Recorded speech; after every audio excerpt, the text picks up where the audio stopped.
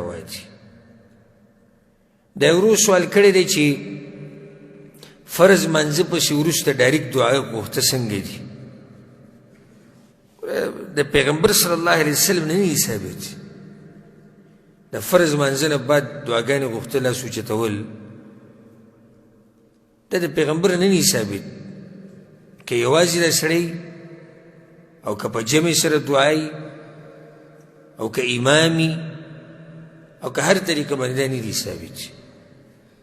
د فرض منځه بعد اذکار راغلي دي، اذکار او دغه اذکار دعاګانې دي که نه؟ اذکار دعا نور څه ته وایي، خو دغه اذکار دعاګانې دي. نو دا اذکار ویل پکار دي. هغه که چېرته کله نه کله یو سړی لاس اوچت کړي، لکه اوس یو سړی د څه حاجت یې راغلی، څه ضرورت یې راغلی، لاس یې اوچت کړو دعا وغوښته، کله نه کله هېڅ خبره نه. خو دې نه عادت جوړ لکه زموږ خلک شي، او دعا هم ډېره مزدار وي زموږ د خلکو. لیدلي مې که نه منځ نه دا عادت ته یقیني. او بیا مړی وابیان دعاګانې نه مني، دا خو د زر کاله کې هم نه منم. دې ته دعا وایي. زم دغه دعا نشته چې یو سړی داسې لاسونه ونیسي او جاړي او فرض منځونه بدلېږي، دا نه ده ثابت. او دا زموږ د عادتي مولیان هم کې عوام هم کې ده، دا لاسونه به یې داسې یې کوي داسې، او یو ته به ګوري بل ته به ګوري او ډز مخله به یې راواچي. و ته دې کې څه ووایي؟ دا مخ چې دې غوړ کړو ته دې کې څه ووایي؟ هېڅ هم نه، خو بس هسې عادت دی بس پکې، او په ټول بدن به یې چوفکې راکاږي. دا ټول ناروا کار وي. پیغمبر صلی الله علیه وسلم به اذکار وي، د فرض منځه نه بعد به یې څه وي؟ اذکار به وي. اذکارو کې دعا راغلې. تاسو ته خو ما کیسه کړې وه، یو پیر زه ماښام لمونځ به وکړو، نو تعدیم و ډېره څه کار مو نو چې سلام مې وګرځو، بس د استغفر الله 3 پیرې مو تکبیر مې وویو، اللهم انت السلام که سلام به ووتم. نو دې ځای کې یو د جومات کې مې یو کس داسې زموږ خوا کې دوکان دی، که زما دا بیان به اوري او به ځان وپېژني، هغه هم ډېر سپیډ کې ووتو چې ګیراک رانه ګډوډ نه شي. نو زه د دې ځای نه ووتم او هغه د دې ځای نه راغی. نو موږ د ګوټ کې یو ځای شو، نو هغه په لاره کې لاس داسې نیولي روان دی، لکه ما دې بلډینګ نه ځان روانه چې ګاډي دي انسانان دي، ته لاس نیولي. ته دې ټیم کې ته کومه دعا غواړې؟ دا اوس ګپ نه دی. داسې دعاګانې الله قبلوي؟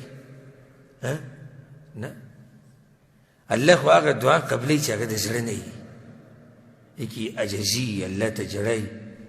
زه اکثر دې ملګرو ته زه دا وایم، زه یم که تا ته چې د غریب سړی داسې لاس ونیسي، یو 2 ریاله راکړه، یو 2 ریاله راکړه، ډوډۍ مې نه ده خوړلې او موبایل کې ګوتې وایي، 2 ریاله زر راواچوه، ور به کړو 2 ریاله ورکې، بلکې الټه به ورته وایي زه مړه ده بدماش زویه، سوال هم کې او بدماشي هم کې، ما ته ګورم نه، موبایل کې ګوتې وایي 2 ریاله راکړه.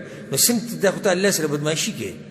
یا الله ما وبخه، یا الله په ما رحم وکړه، دا خو بدماشي ده. ته څنګه په الله باندې ځان بخیل، ستا توجه الله ته نشته. ته په روډ کې روان یې، لاسونه دې داسې نیولي او بیا ګړز دغه له راواچي مخله. نو خبره مې دا کوله چې یو خو دا دعا دې ټیم کې ثابت نه ده، داسې دعا چې لاس ول اوچت کړو ده پیغمبر صلی الله علیه وسلم نه څوک نشي ثابتولی، نه صحابه کرامو. موږ بیا هم کله ناکله که څوک یې چېرته وکړي نو انشاءالله څه حرج به نه، کله ناکله چې عادت یې نه جوړی، خو زموږ د خلکو خو هسې عادت یې جوړ کړی او بیا زر مخ له راواچوي، چې دی نه یې کړي لکه مونځ یې چې نه یې کړی، دغه شان ده. یعنې دی د دې منځه سره یو تړلی شوې خبره ده، منځه سره تړلی شوي. حتی څو بعض لیدلي که نه چې څنګه سلام وګرځي، السلام علیکم، او ډایرکټ پاسي، زموږ خلک خو ډایرکټ پاسي که نه، چې څنګه ډایرکټ پاسي نو په ولاړه باندې او بیا زر مخ له راواچي او بیا په صورت ودرېږي. لیدلي هم دي که نه هم لیدلي؟ که زما نه خبرې غلطي غلطي ما ته ووایي چې ته موږ خو ډېرې جوړې دعاګانې کوو، موږ ټولو کې جاړو. ما په خپله لیدلي، زه خو چې سلام کله وګرځم نو زما خو مخ مقتدیانو ته شي که نه، نو زه پکې بعض عجایبات وینم. نو دغه دوی دعاګانې داسې پکې څوک پکې ایسې روان وي، شاته به یې سټ ومواړی داسې، یاره وابیان دعاګانې نه مني. دا اوس د منلو ده؟ دا دعا به تعالی څوک ومني چې ته پکې سټ اړې راړې یو ځای ته وبهځې دا د کوم ځای کې یو خو دا ځای د دې نه دی دلته دا ځای د اسکارو دی د څه دی اسکار او په اسکارو کې ښکلې دعاګانې دي هغه اسکار وایي دعاګانې پکې راځي او بیا د دعا دا طریقه نه ده وایه دا کومه چې ته دا کومه طریقه چې ستا ده وایه